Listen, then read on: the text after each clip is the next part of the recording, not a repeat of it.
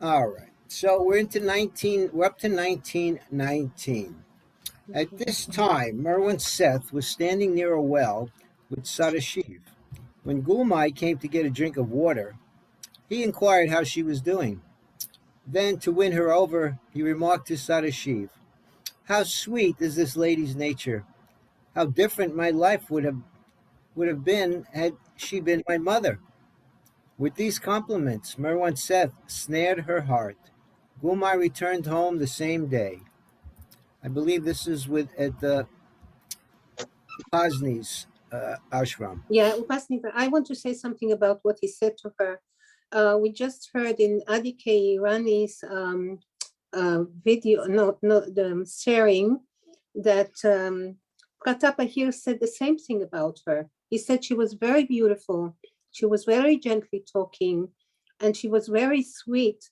So actually, Baba is not only saying it to capture her heart, but he's also saying something that Pratapa here said just the same about her. And he said that she was a motherly kind of woman. Yeah, I guess capturing her heart, the editor put that in, right? Yeah. Yes. And also she was very generous. I mean, she gave them Kushru quarter, she gave them Marabad. She was so generous and kind. And she gave two sons too, you know, she gave right. But Pratap said the exact same words about her. So it is that she was like that. So Baba was not only giving her the compliment and bringing her closer to his heart, but also that she was so. He was speaking factually. Yes, factually. During her frequent visits with Upasni Maharaj over the years, Gulmai never gave up hope of living in his ashram at Sakori. While there, she and Merwan Seth often met. He revealed to her his spiritual experiences, which convinced her beyond doubt that he was in fact the chargeman, the spiritual heir of Sadguru Upasni Maharaj.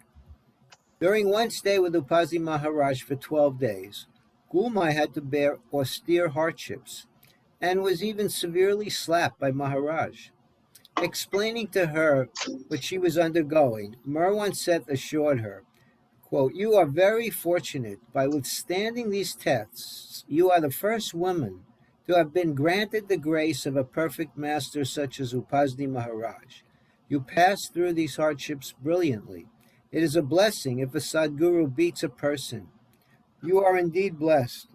Babajan also beats people with a stick. Before Gulmai left Sakori, Upasni Maharaj told her, "People like holy places where there are big and beautiful temples. Important and influential persons throng there. That is a common occurrence, but to come to this barren place with love and devotion and serve the Master wholeheartedly with full faith is real. What is there in Uwada? There is fire, but here burns the living fire. Real pilgrimage is at the feet of the perfect Master." During 1919, Merwan Seth initiated the building of a small temple in Sakori for performing Upasni Maharaj's arti. He himself would defray the expenses of bandaras, feasts, held there, as would Gulmai. Other temples were constructed later in Sakori as Maharaj's fame spread. A rich Maharaja built one magnificent Hindu temple there, but the distinction of funding the first temple in Upasni Maharaj's honor rested with Merwan Seth. Gulmai's devotion to Merwan Seth deepened with each encounter, and later she and her husband and their sons Rustam and Ali, and daughters Paroja and Dali, dedicated their lives and property to his cause. Merwan later called Gulmai his spiritual mother. While Gulmai and a few others gradually recognized Merwan's spiritual attainment, most in the Zoroastrian community scoffed at the notion that this young Irani had become a prophet. They included Merwan's younger brother, Jal, 17, who likewise did not believe in his elder brother's advancement and dismissed Merog as being insane.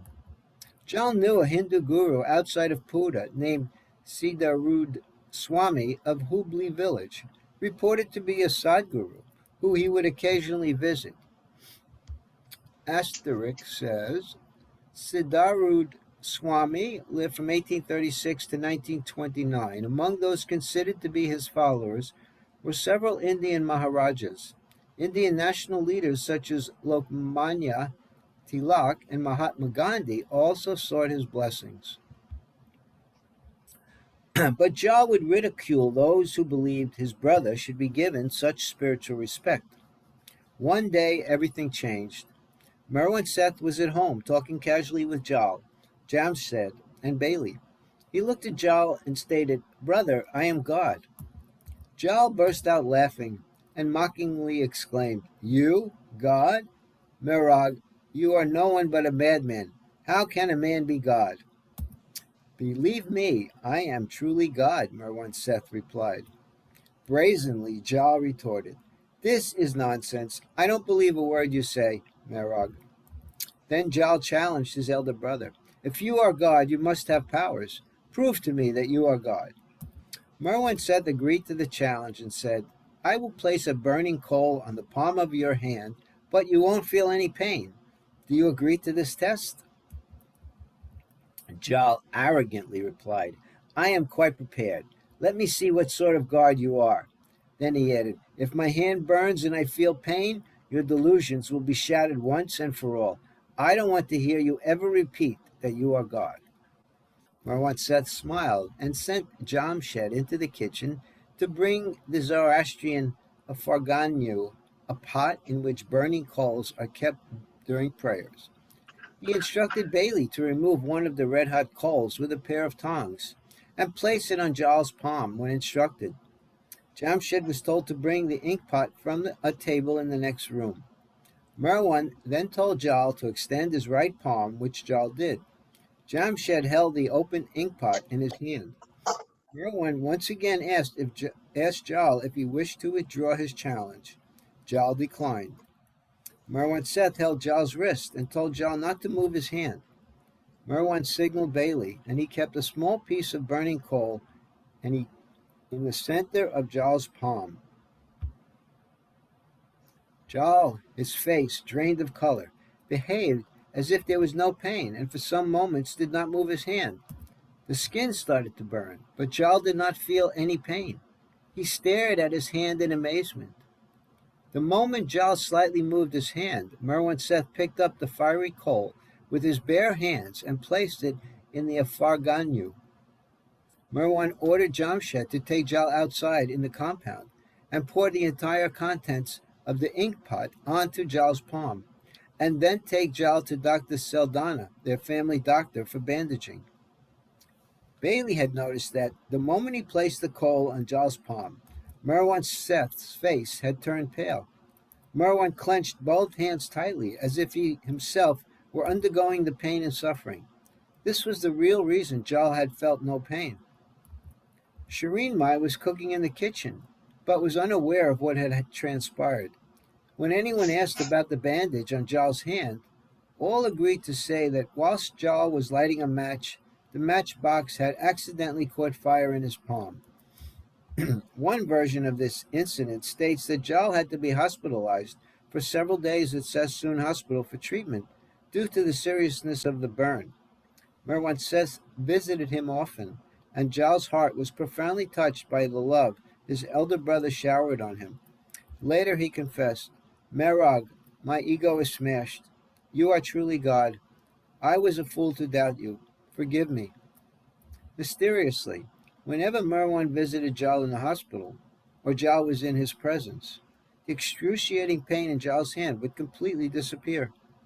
But as soon as Merwan left, the pain would return in its full intensity. As Jal related years later, "When the coal came out, I became unconscious. I was taken to hospital, but during those moments when the coal was on my palm, I didn't feel the pain at all, as if it was a piece of paper, and that was a miracle. Baba used to visit me in the hospital. The pain was terrible, and a huge blister formed, and it had to be cut with scissors. During the weeks it took to heal, I was wondering why did I allow Baba to test me by burning my right hand unnecessarily. I couldn't understand it. And then I dreamt of Baba.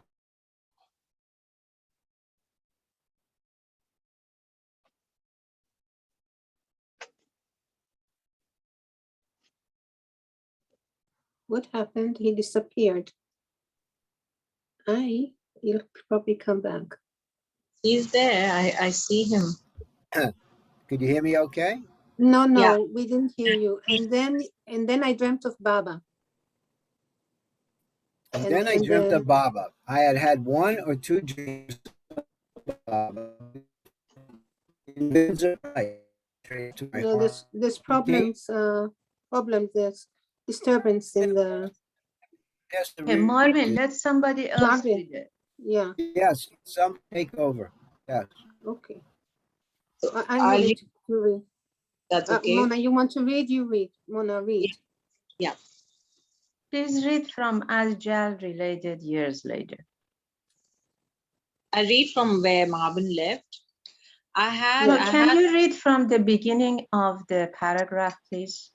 Because we lost track. We usually do that. We reread some parts. When the call came out.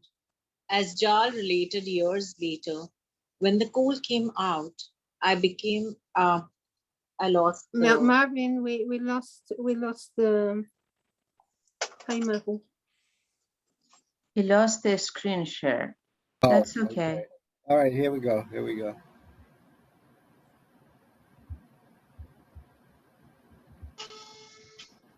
It's an amazing story, this one. See it now? Yeah, Marvin, can you just, this enlarge it. Enlarge it a bit, please. On top, there are three things. If you could just make it full, because we can see the thing behind. If you could just, just extend that a bit. No, he wants to see on the side. He wants to see us on the side. In square. I think then that should. Can you just? Yeah. Oh, good. Thank you. Thank you so much, Marvin. That works. Yeah. Great. So as Jal related years later, when the coal came out, I became unconscious. I was taken to the hospital, but during those moments when the coal was on my palm, I didn't feel the pain at all, as if it was a piece of paper. And that was a miracle. Baba used to visit me in the hospital. The pain was terrible, and a huge blister formed, and it had to be cut with scissors. During the weeks it took to heal, I was wondering, why did I allow Baba to test me by burning my right hand unnecessarily? I couldn't understand it. And then I dreamt of Baba. I had one or two dreams of Baba before, in visions of bright light, and it penetrated to my heart.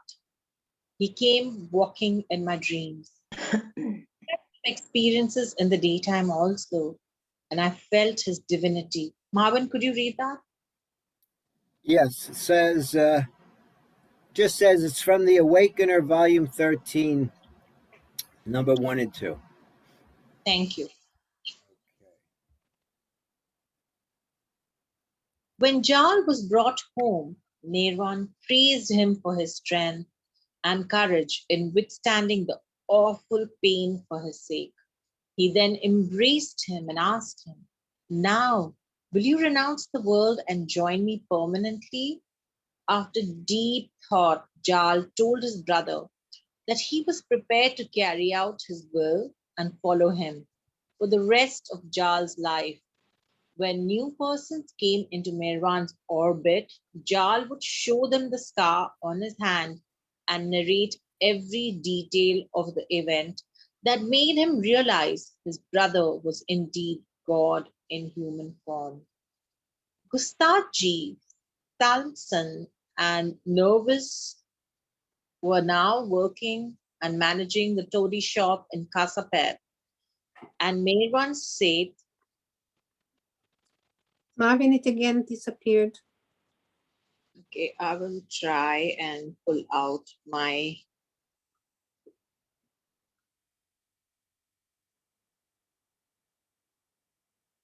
He's back. Yeah, he's back. What? Boy, What my happened? internet is really unstable today here. Oh, Yeah. wow. All right, Maybe let me get the screen back, unless somebody else wants to pull it up. Here we go. I will keep mine in handy.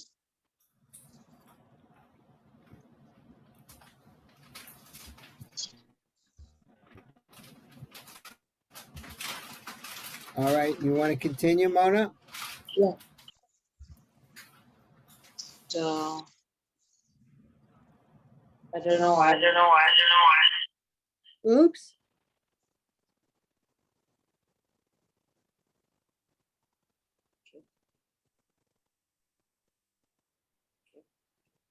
A little internet. Shall I start from Gustaji? Yeah, yes, do. No. The footnote. Yeah. In November You just finished. 1919, Upasni Maharaj telegraphed Sadashiv to bring Meherwan said No, to Sakori to join him. Is everything okay?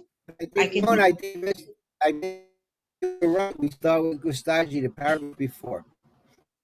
Okay, sure. Gustaji, Slamson, and Nervous were now working and managing the toady shop in Kaspapet. And we lost him again. Anyway, I have pulled out my. Do you have this? I have the book, but I'm just thinking I would need help. Do you know which page number it is? No. Because I have a different version of this.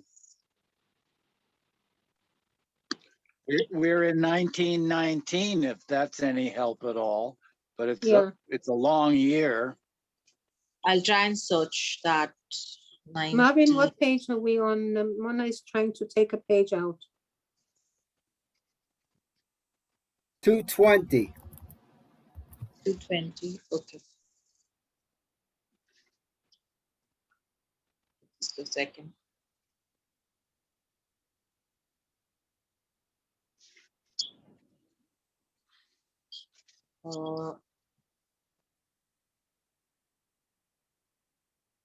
Do you all remember Bauji's joke? What? Which one?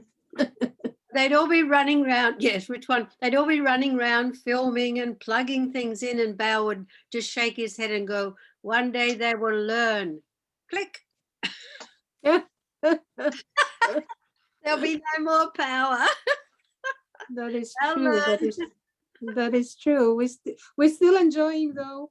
Yeah, the company of each other here. Still spoiled. It's 220, right? Yeah. Where are you? How to find it?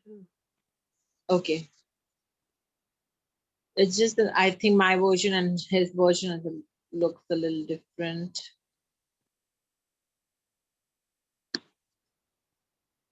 Can you all see this? Yes, I can see it, but I don't know where we are. Yeah. I think we are back. I think we are back because here he's asking. I think you have to go back because here he's asking. What's her name? It's asking Gulmai for her children. So it's not yet. So you have to go back in pages. You have to go back in time, Mona. Yeah, back in time also. Here is during 1922, so you have to go back. Okay. No, Manzila Mim, you have to go forward. Wow. It's a rumba. It's a rumba. Forward, guys. Back, forward. Okay, if Marvin is back, it's better we read his version till I find this. Can't you just type one name and get through that? I did try to type it was 1919, right? 1919. Right. And Gustaji, that was one paragraph. Gustaji. But Gustaji, I wouldn't type. I would type Jal. Ah, So right. that, I'll get a lot for Ja, like in, no, this is not it. This is 1918. You see, You 1918. got to go forward then. So go forward in the rumba. Cha-cha. Go forward. Here's 1919 on the left side. Okay, on the right side. During August 1919, Gulmai's younger sister. You go further forward. Further forward. Here's his card. I'll just call him. Okay, Marvin, I think it's better you do it because I am having a really hard time trying to figure this out. Jales Irani, just send us all a copy of the card, please. I'll send you all the card. Maybe maybe Eugene could pull it up. Would you like to try that? Yeah. Ani Bani. Okay. Take it off. Okay, talk quietly amongst yourselves while I look. Yes, just gossip quietly about Eugene. Don't say anything. So let's start. No, Gustaji, the one before.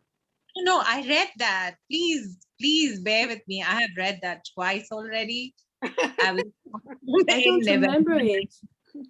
Either, but okay. Back to 220 and hear it. Yeah, I've read it twice. Thank you. In November 1919, Upasni Maharaj telegraphed Sadhas Shiv to bring Meherwan Sheth to Sakori to join him on a trip to Banaras, where a Shraddha was to be held in honor of Sai Baba. Marvin, could you read that? I don't think so because I didn't pull it up. I don't think I could. Okay. Oh wait, I did. It said a Shraddha ceremony is a Hindu rite performed a year after the death of a parent or revered ancestor. The way to honor and remember them is. Actually, we call it Shrad in Sindhis and Hindus over here, but maybe that's how they call it, but it means the same. Yeah. Sadashiv had returned with his family from Banaras just 5 days before. He knew it would be difficult to obtain permission from his uncle to leave his business responsibilities again. Sadashiv was at a loss as to what to do when Meherwan Sheth suggested a plan. Sadashiv's apartment was on the second floor of his toy shop. Late one night, when the family was asleep, Sadashiv tossed his bedding roll out to the window to Meherwan Sheth and snuck out of the house. Together, they went to the railway station and caught the train to Sakori. Before leaving, Sadashiv woke his uncle saying he was going out and would be back soon. Later, he wrote his uncle informing him where he had gone and why. At Sakori, Sadashiv asked Upasni why he was going to Banaras. Upasni replied, "There will be a large gathering of Sai Baba's devotees there, and Sai himself is going to preside." The answer surprised Sadashiv, who said, "How can Sai Baba preside over the occasion when he died more than a year ago?" Upasni, however, did not elaborate. Upasni left Meherwan Sheth and Sadashiv on a different train. Although in Banaras, he stayed at Mahadev Shiva temple with them. Preparations had started for the performance of the Mahayagna, a large sacrificial fire. Several thousand devotees of Sai Baba from all over India were gathered, and there were 700 of Upasni's own followers surrounding him. Excuse me, we forgot to put the recording on. It's on as I see it. Thank you. And Okay. everybody please mute yourself. Thank you. 111 Hindu priests congregated to perform the great yagna. The meals were specially prepared by Brahmins, but Merwan and Sadashiv were instructed by Upasni to oversee the food arrangements. Both would shop daily in market and purchase all that was required for the enormous meals.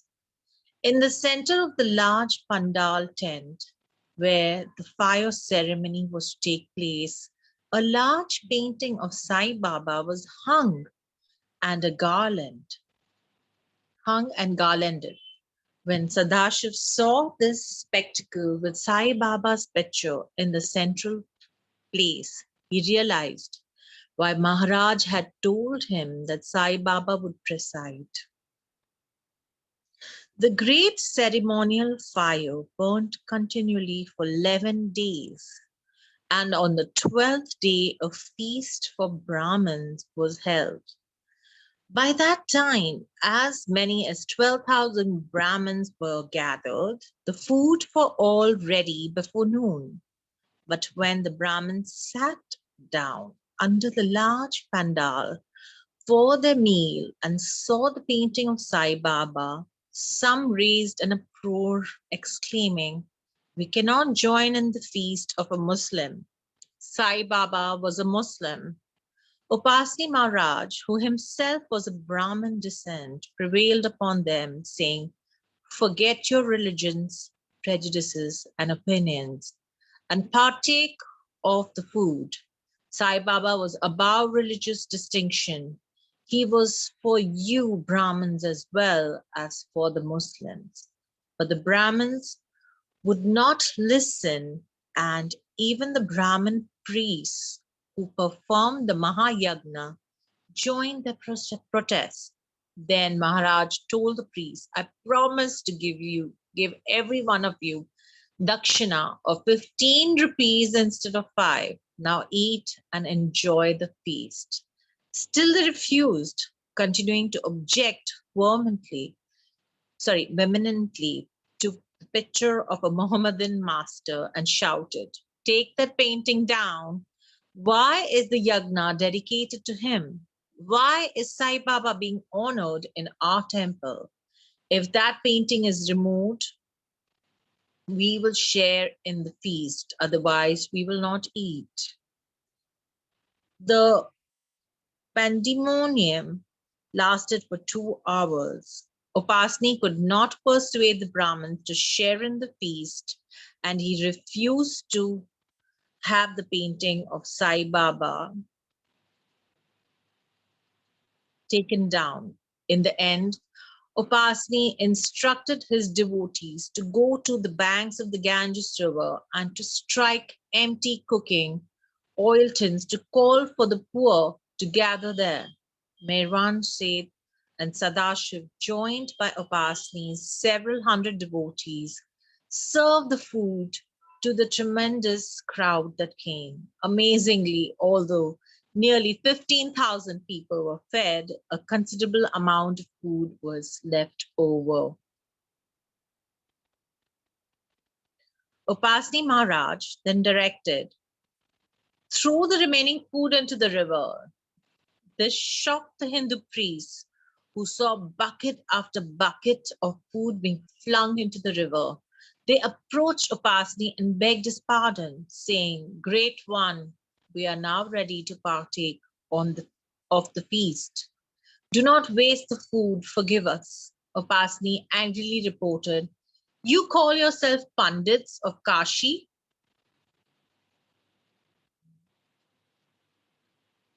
A Pandit is a learned Hindu priest or scholar. The ancient city of Banaras was called Kashi when Buddha resided there over 2,500 years ago. What can I say about you priests? there is nothing in Kashi for you, and there is no food left either. I forgive you, but you will not partake of the feast. He, Sai Baba, whom you call a Muslim, is the real Pandit. Upasni then angrily sent the priest away and bid his followers farewell. He instructed Mirwan Seth and Sadashiv to go south to Jagannath Puri while he returned to Sakori. Puri is a major place of pilgrimage located along the seacoast of eastern India. It is famous for the great Jagannath temple. They're one of the most visited temple in India, entry to which is barred to non-Hindus.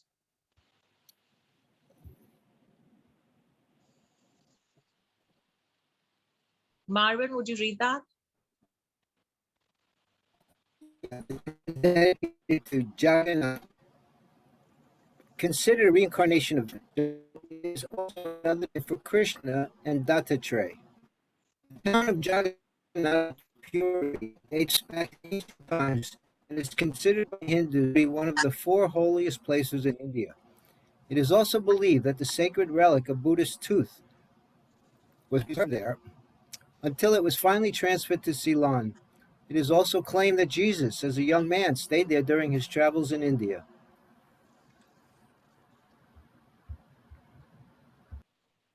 Arriving in Jagannath Puri, Merwan and Sadashiv went to the temple's Dharamshala. Observing that Merwan was wearing pants instead of white dhoti and had a kerchief tied around his head, the temple priest asked Sadashiv curiously, "Who is your friend? He does not appear to be Hindu." Sadashiv replied earnestly, "His name is Jagat Narayan and he is a Pakka pure Hindu." Pakka means definite. He had accompanied me from Benares and we are going on pilgrimage to other holy places.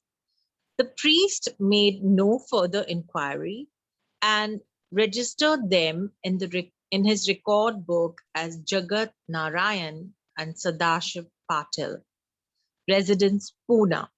Jagat Narayan literally means the Lord of the universe. Little did the priest know who his guest really was. He was, in fact, Jagat Narayan, the Lord himself, because of Merwan's appearance. It was inconceivable that anyone would mistake him for a Hindu. But this innocent priest did not object. The Lord stayed at his temple, meant only for Hindu pilgrims. To the good fortune of the priest. Hey, when you were in your room, did you ever look in your closet to see if there's a door in there? Okay, the good for I can hear some noise from someone's background. I don't know who that is. Rosalie, could you mute yourself? To the good fortune of the priest served them food, and afterwards Sadashiv and Merwan Seth went to the seashore to bathe. They then took darshan at the temple, gave a generous dakshina to the priest, and took a train to Kharagpur the following day. In Kharagpur, Merwan Seth and Sadashiv met several of Upasni Maharaj's devotees and visited the Harijan neighborhood where the untouchables lived. Would somebody else like to read? Anybody, would you like to read? I can read. Where are we? At the beginning of the page, Maharaj's disciples. Maharaj's disciple. Can you please enlarge the print 1 or 2 degree?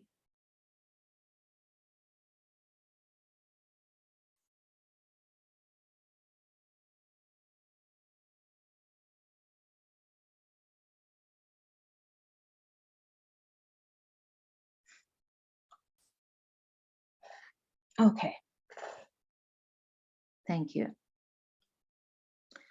Maharaj's disciples, led by Namdeo Mahar and his wife, welcomed Merwan Seth to their humble huts.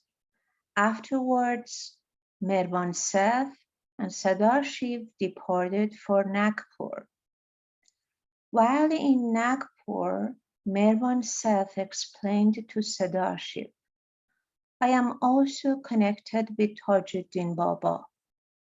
I want you to take 3 or 4 of Upasni's devotees with you to Vaki Sharif and meet Tajuddin. Take flowers and fruits with you. Give Tajuddin my salutations, although I cannot go. However, when Sadashiv and the group reached Tajuddin's headquarters, they found that the master had departed just an hour before. Disappointed, they went back to Nagpur and explained this to Merwan Seth. The next day, Merwan Seth instructed Sadashiv, you must meet Tajuddin. I am sending you again to Vakil Sharif, but this time leave an hour earlier so you don't miss him. But again, Tajuddin had just gone. For 4 days, Merwan Seth instructed them to go to Vakil Sharif, and each time Sadashiv and the devotees of Upasni Maharaj missed Tajuddin Baba by minutes. Each day they were sent earlier and earlier, but each time Tajuddin had slipped away ahead of their arrival. Finally, Sadashiv complained to Merwan Seth of his unwillingness to go back again. It was a long Tanga ride of 11 miles each way. Merwan insisted, go for a 5th time, and I assure you he will be there. Tajuddin will be waiting for you. This time the master was present. Can you please roll it up?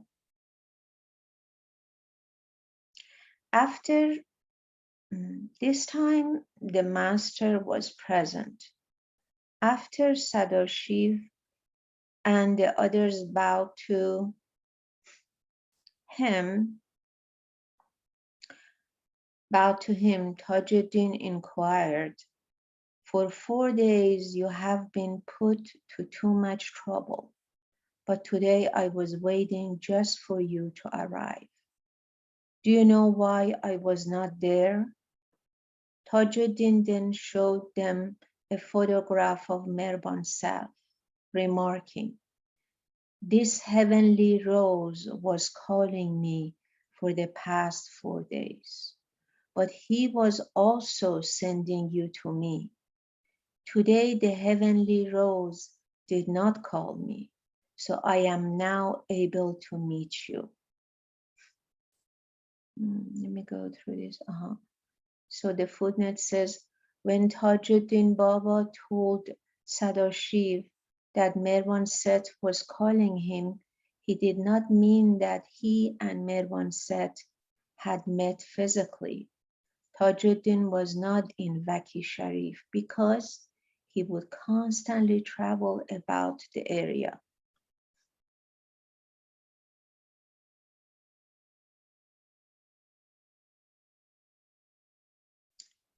Sadashiv recalled a similar incident regarding Tajuddin Baba that occurred a few years later after Meher Baba had set up his own ashram.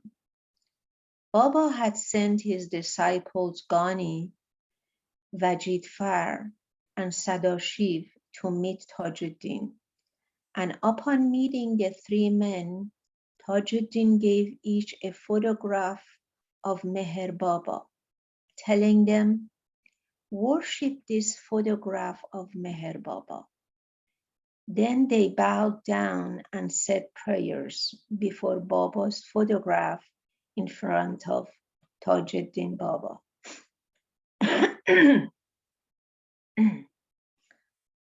On occasion, Meher Baba would give a disciple or devotee a photograph of one of his masters to meditate upon. Small Khurshid was given a photograph of Tajuddin Baba to meditate on. Gulmai had photographs of Baba Jan and Upazni Maharaj in her prayer room. Thank you, Mahu. Is anybody else would like to read next? I'm ready. Yes, I would like. Okay. Oh, go Okay. ahead. Go ahead, Mikal. Okay. So where are we? Censorship record? No, we're next page, right? Yeah, from Nagpur. Thank you. Thank you, Eugene. Oh, no problem. Thank you. From Nagpur, Merwan Seth and Sadaship left by train to meet Upasni Maharaj at Sakori. Where are we? At Sakori again, and later returned to Pune after being away for months. After they had been some days in Pune, Upasni Maharaj again called Merwan Seth and Sadashiv to Sakori. From there, they traveled together to Nasik. The Sadguru did not take any of his other devotees with them. He, Sadashiv, and Merwan Seth walked the distance of 4 miles from the city of Nasik to a forested area where they spent the night at Mahadev temple consecrated to the greatness of Shiva. The next day, Maharaj sent Sadashiv on an errand back to the city to buy some sev and chaiwada, dried chickpeas, snacks to eat. Maharaj remained behind so he could work on bringing Merwan Seth further down from divine consciousness to gross consciousness. By the time Sadashiv returned with a snack, it was dark. Pasni asked him, "Were you afraid while walking through the jungle?" Sadashiv replied, "Yes, I was somewhat afraid." Pasni remarked, "I was just behind you. There was nothing to be afraid of." Then Pasni's appearance changed and he became gloriously radiant, declaring to Sadashiv, "Remember this always. Merwan will make the whole world dance to his tune. If you hold to him, you will never have anything to fear." They again slept in the temple, and the next day Upasni took them to the village of Gavalwadi, where they climbed Borgad Hill. Upasni showed them a cave on the hill where long before he had met Sai Baba and had become God realized. He had sat for nearly a year repeating God's name and fasting without food or water.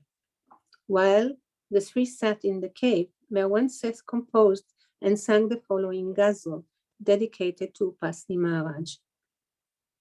O Guru Upasni Maharaj, you are the divine beloved.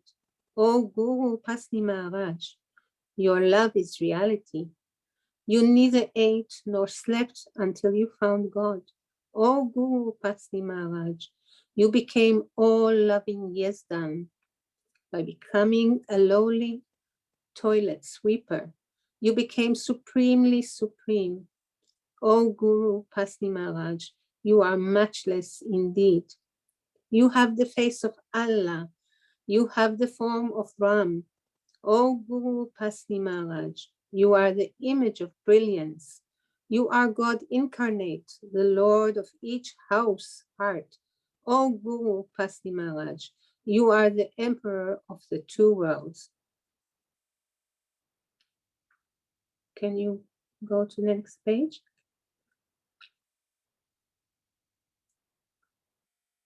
Huma is mad in your love, a beggar at your feet. O Upasni Maharaj, Huma entreats you to bestow your divine love on him. They stayed for a while longer in the cave, and they descended the hill and returned to Sakori via Nasik. A day later, Merwan Seth and Sadaship were sent back to Pune. During 1920, Merwan Seth's individual human consciousness was gradually being re-established in the gross world. It's interesting that he says Merwan individual human consciousness. It's very interesting. This was a period of intense spiritual concentration and one of agony as well. Not only did Merwan continue banging his forehead on the stone flooring of his room at Baba House, but also he would at times closet himself in a dark room on the second floor of Beramji's house in a crowded, less affluent area of the city, where he would sit in the dark for days and nights without food or water. He would not allow anyone else inside the room, and when he emerged, he would appear exhausted, drenched in perspiration, as if having done some arduous labor. Merwan Seth's consciousness was merged in infinite bliss, but it was his spiritual duty to come down and regain awareness of the gross world. This descent is excruciating for the God-realized individual's consciousness.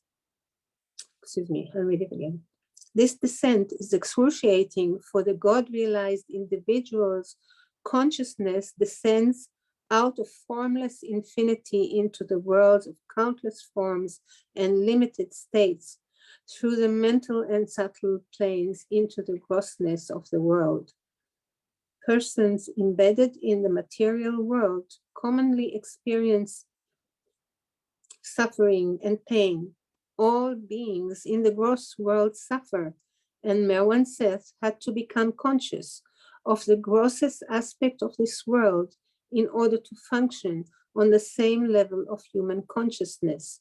To do so, Merwan Seth elicited the help of a Harijan named Bahadur Khan, a lowly sweeper employed by the municipality to clean the roads and toilets of human waste. Merwan Seth went to Beramji's house one afternoon with Bahadur. After removing all his clothes, except for a small loincloth, he sat on a footstool and requested a bucket of excrement from Bahadur. Next page. Is there anybody else who would like to read now?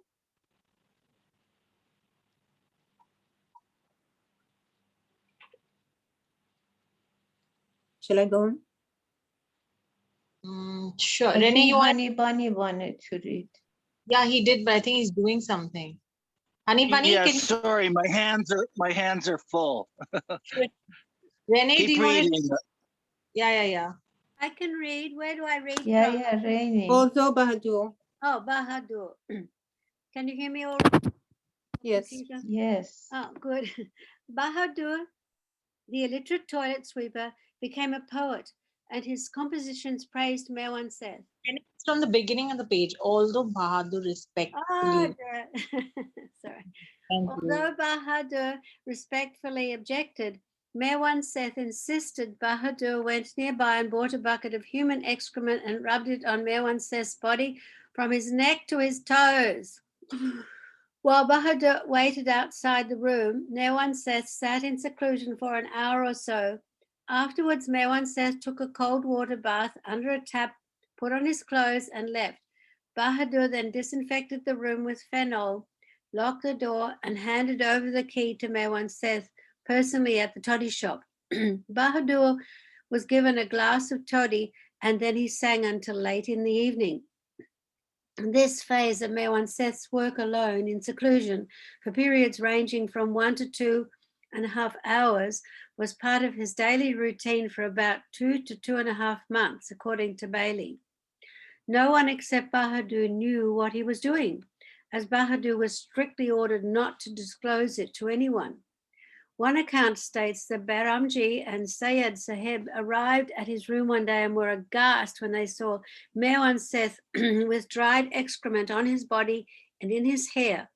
He instructed them to boil pails of warm water and give him a bath, after which they applied fragrant oils and antiseptics.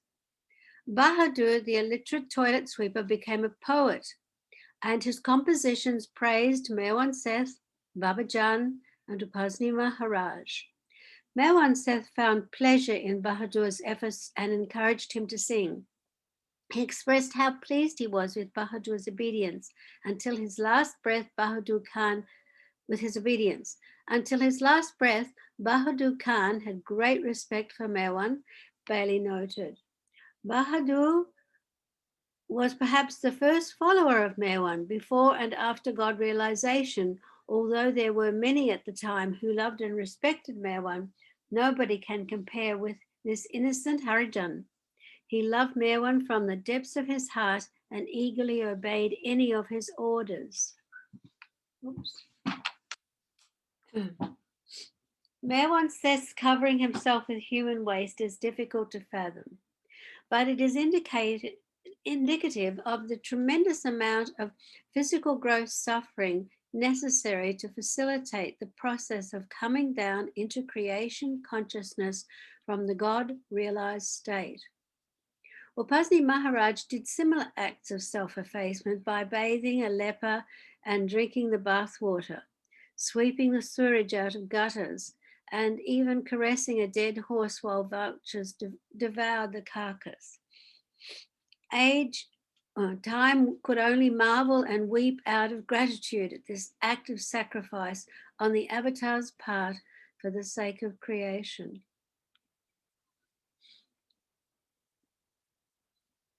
Next page, someone please. Yes, I've clicked it. We're just waiting, Renee. Clicking, not happening. There we go. Whoosh. Later in 1920, Mewan Seth told Syed Saheb, "I wish to remain in a secluded place without the slightest disturbance. Can you find me such a place?" Syed Saheb suggested a few remote locations, but Mewan Seth did not approve any. At last, Mewan Seth told Syed, "I have chosen the Borkad cave near Nashik, where Upasni Maharaj had fasted for almost a year. I want you to go with me." And Syed Saheb agreed. They took a train to Nashik and walked through the wooded area to the village of Gavalwadi, where they climbed the Bhogad hill and found the cave that Upasni Maharaj had shown Mewan Seth. Syed Saheb stayed along the rocky hillside with Mewan Seth, remained in the cave alone, while Mewan Seth remained in the cave alone for 40 days and nights, fasting only on milk, which Syed Saheb would bring from the village each day. After 40 days, Mewan Seth left the remote region and stayed at Syed Saheb's family house in Nashik. While there, he instructed Syed Saheb to telegraph all in Pune, Sadashiv, Behramji, Gustadji, and others, to come to Nashik to be with him. Syed Saheb was profoundly impressed with Mewan Seth's great spiritual strength and attributes, and no longer liked the name Mewan Seth, believing it sounded too ordinary.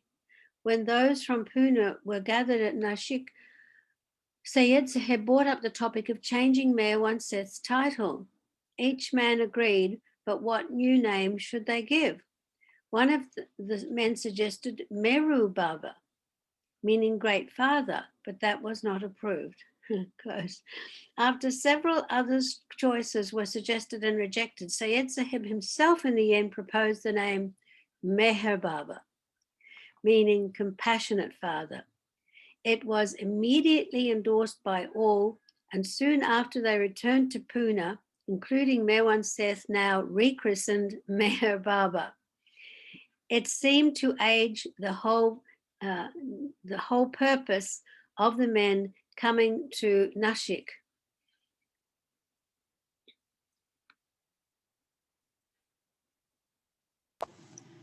I want to make a comment.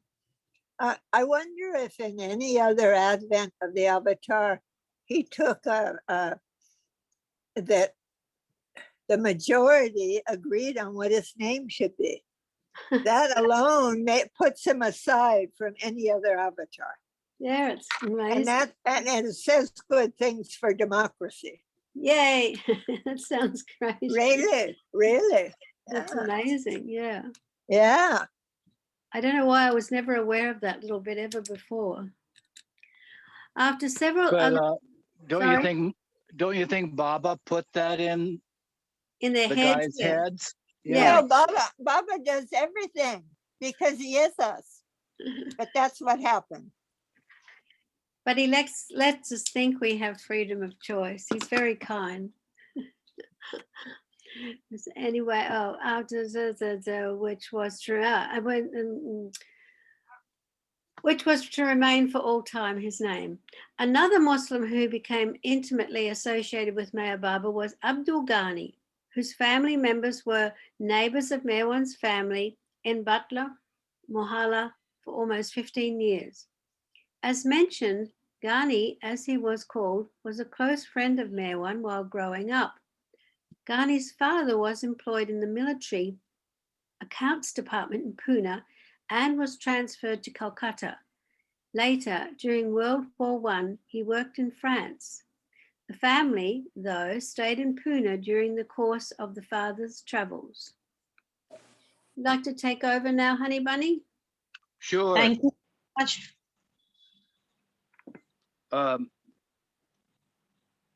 Ghani and Merwan had been in the same classes together in high school and college. Since Merwan had quit college after his contact with Hazrat Babajan, Ghani had lost track of his friend for over 7 years. In the meantime, Ghani had finished college and had become a homeopathic doctor.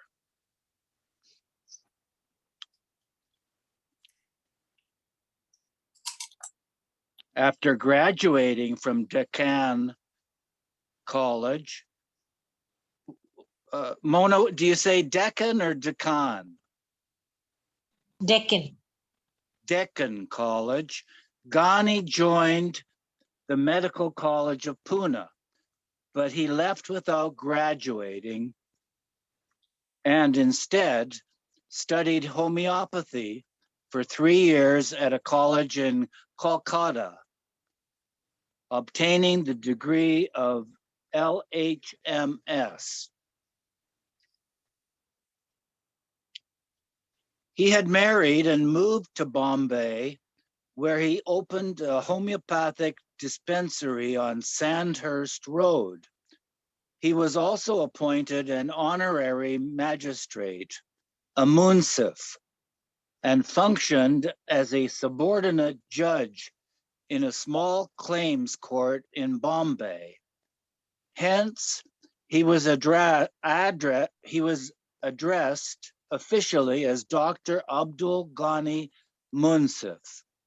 One day during 1920, Baba was at Munshiji's house with many of Munshiji's Muslim friends who had gathered to meet him. Ghani, who knew Munshiji well, happened to drop by on a casual visit. Seeing his boyhood friend after so many years, Ghani cried out, "Merwan, you are here. I thought you might have been dead all these past years. Whatever happened to you anyway, old friend?" Hearing this, Baba only smiled. However, the Muslims present did not like Ghani's familiar way of addressing their guru. Ghani glanced at those in the room and sensed their reproach. "Merwan is my old friend," he explained. "We were on the same teams together when we played as boys. We were classmates at St. Vincent's and Deccan College. We lived in the same neighborhood." But Ghani's remarks fell on deaf ears, and the devotee's eyes held scorn. Somebody else like to continue? Rosalie, perhaps? Yeah, I'll read some.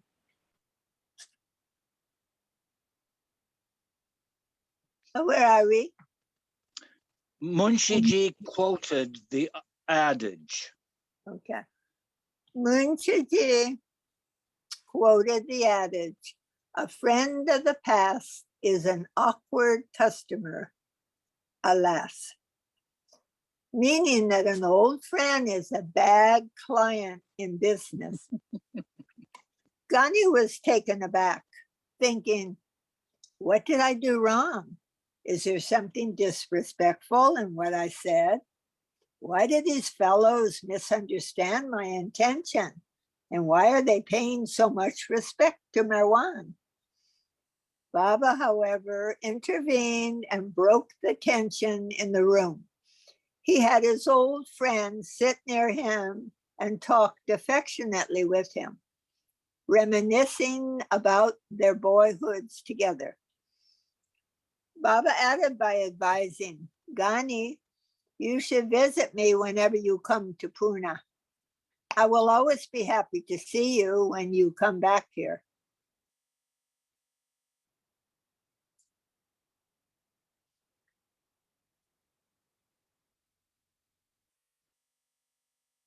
It didn't turn. Next Did page. you? Please read from short. It didn't move. I think we are getting to the end of the I time. just did. It's not the end because Can you come shortly after Baba left? okay. Shortly after Baba left, the group of men confronted Gani, saying, don't you know who Meher Baba is? How dare you talk like that in front of him? He is no ordinary man. He is a kutub. He is connected with the perfect masters, Babajan and Tajud Baba. They explained Baba's recognized spiritual status, and each one described his experiences in Baba's contact. Gani apologized, though he did not understand what they meant. Later, Gani would visit Pune frequently to see Baba, who would take him to an Irani restaurant in Char Baudi, opposite Babajan's seat. There, over cups of tea, Baba would initiate discussions on various topics, particularly politics, and ask probing questions of Gani, who would always reply in a lengthy way about the political situation in India. Gani's complex explanations would have tired a normal man's mind, but Baba would patiently listen to Gani's long-winded answers. During this period, although Gani was deeply influenced by Baba and would stay until late in the evening at Mumchiji's house, Gani had not yet recognized Meher Baba as his spiritual master. Among all of Baba's friends and early disciples, Gani was considered the most intelligent and was even nicknamed Socrates because of the size of his head. Even this enormous intellect would bow at Meher Baba's feet eventually. A sense of incidence was instrumental in deepening Gani's faith in Meher Baba. During 1920, when Gani was visiting Pune, Baba decided to go to Bombay for 3 or 4 days to attend concerts. He invited Gani and told Bailey to come along to keep Gani company. At first, Gani had been reluctant to join, citing various excuses, but Baba demolished each reason and Gani soon agreed. It was during the monsoon season, June to September. Why, that's our hurricane season, June to September. It was during the monsoon season, and Pune had been dark and cloudy continuously for 4 days. In Kandala, a town along the way to Bombay, it had rained continuously for a week. The sky remained overcast as the group boarded the train in Pune. As they passed Talegaon, Baba remarked to Ghani, "I don't think we will reach Bombay." Ghani was preoccupied reading the newspaper and remarked a bit scornfully, "What do you mean? The train is headed towards Bombay, and if you say it won't arrive there, you must be either a peer, saint, or a madcap, and I know you are not a peer." Baba replied, "You have a bad habit of ridiculing everything one says. Listen to me. Not only do I think, but I positively know that we will not reach Bombay. And you will find out what I say is true." With amusement, Ghani replied, "Tell me, do you speak only concerning ourselves or for all the passengers as well?"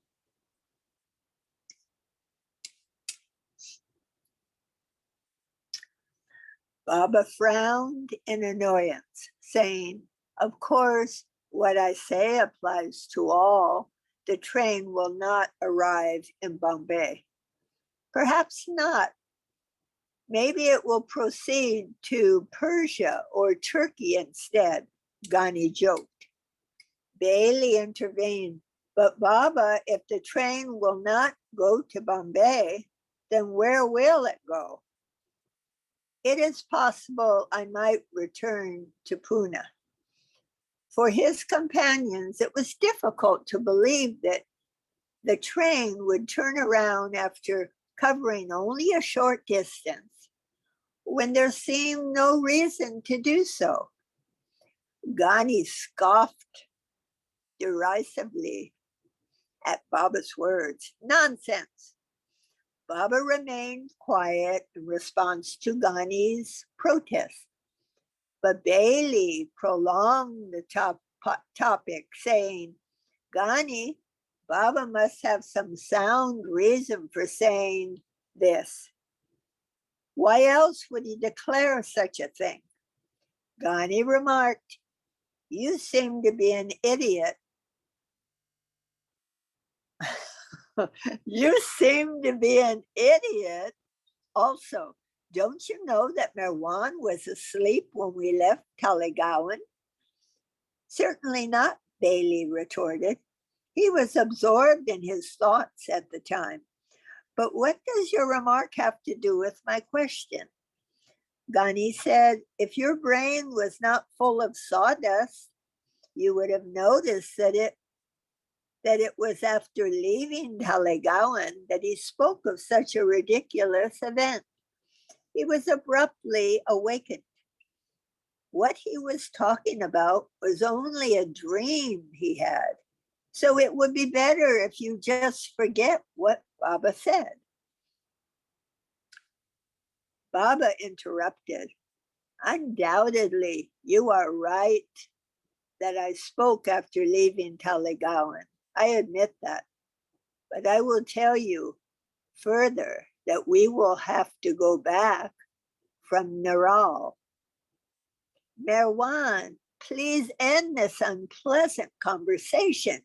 Ghani burst forth, irritated, "or else I will soon be accompanying you to a lunatic asylum." Bailey started thinking that Baba was purposely playing a trick on Ghani. Ghani agreed that to pass the time, Baba was indulging in a joke. The train arrived in Lanavla and continued on to Kandala on schedule. Torrents of waterfalls from the Kandala hills were rushing into the valleys below, and the lush green scenery was a beautiful and refreshing change from the city. The train steamed ahead, passing through the mountain tunnels and arriving in the town of Karjat, where the two engines pushing the train from behind disconnected, and the train continued its course, descending toward Naral. By this time, it was raining heavily, and the showers did not let up the entire way, but increased as the train approached Naral. Ghani and Bailey started wondering if perhaps the train might be delayed. We need another page. Just letting you all know, it is after 1:30, and our time is really up. I mean, we're at the top of a page. You want to read a little more just to finish this? Yeah, Yeah, Let's finish just the finish story, this. yes. yeah. Interesting. Baba was sitting still, resting his head on the window pane. He had not said a word after their discussion and had not moved. He seemed intoxicated. Some of the passengers became restless and started moving about, but Bailey and Ghani paid no attention to them. After a long wait in Naral, they learned that heavy rains had flooded the tracks between the villages of Badlapur Badalpur, and Badalpur.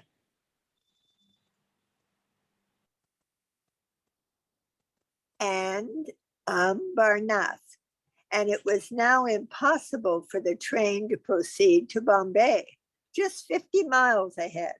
Suddenly, the conductor announced that the train was going back to Pune. Upon hearing this, Ghani became uncomfortable.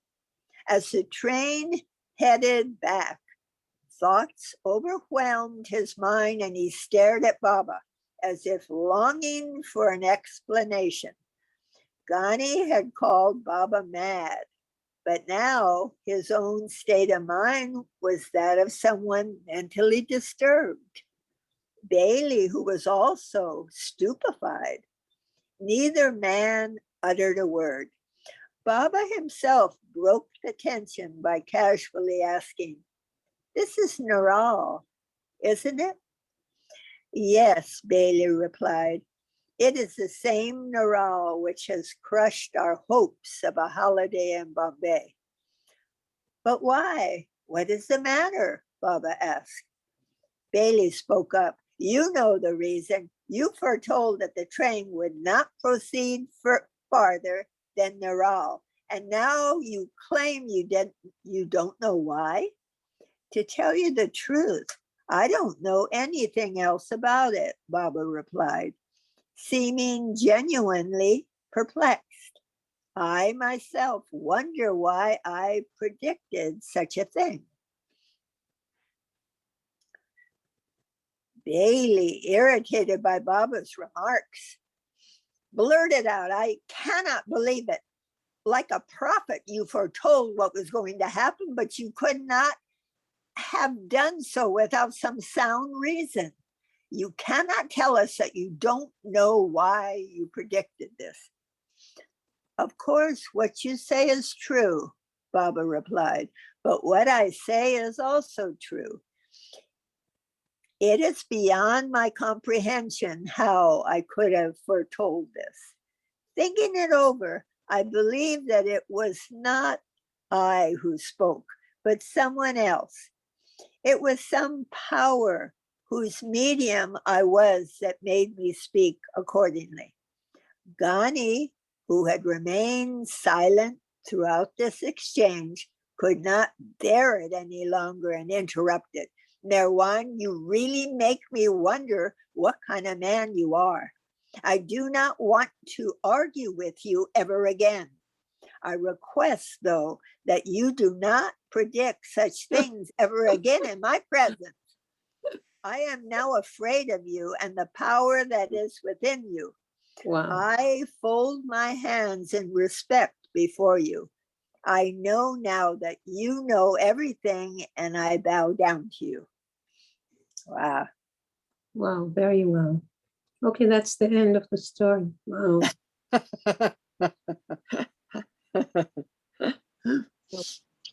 That Everyone, do you want to discuss anything?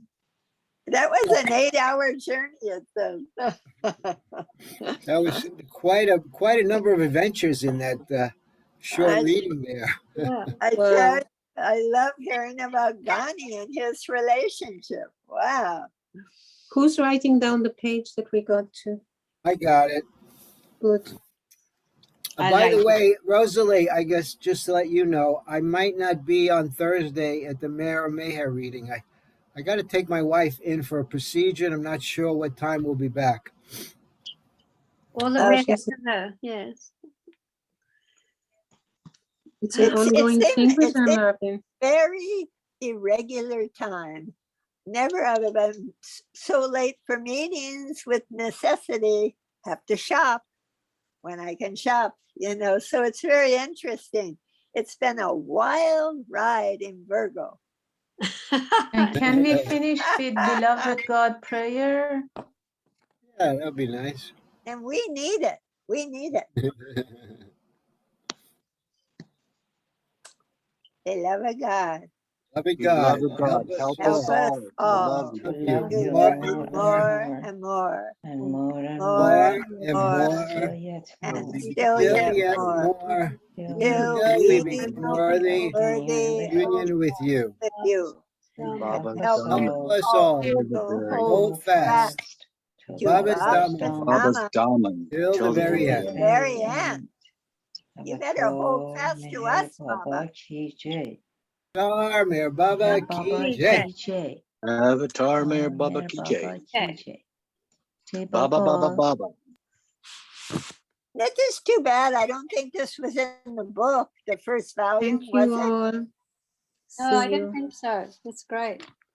There was a lot more details again in this one, Yeah, it's fabulous. Yeah. especially with the part about Jal and the burning thing. There was a lot more there in this version. Wow. So I missed it. You read that today? Yeah. Yeah, yeah. Yeah, necessity. I had to shop. That's Okay, why so, we're kind of so scary. there was a lot more detail though. That's too bad. I would have liked to hear that. Yeah, I you did see wouldn't Joe have- Pan. You wouldn't have liked this one. It was really upsetting. Really? Wow. Wow.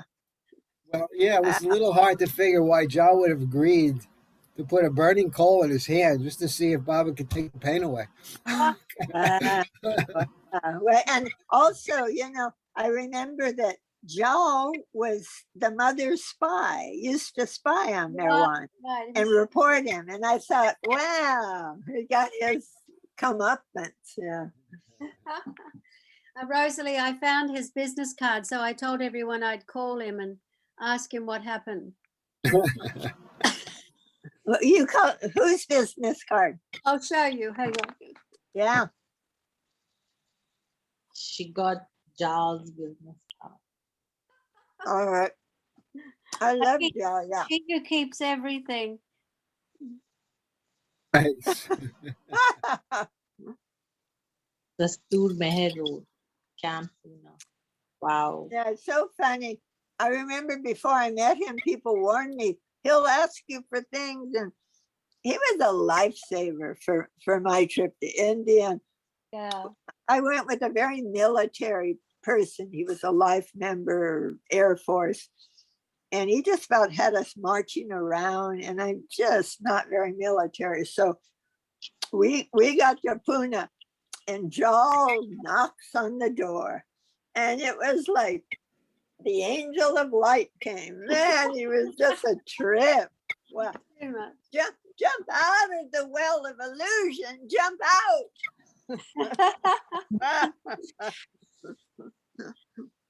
Oh, he was So a we went AWOL with Joel.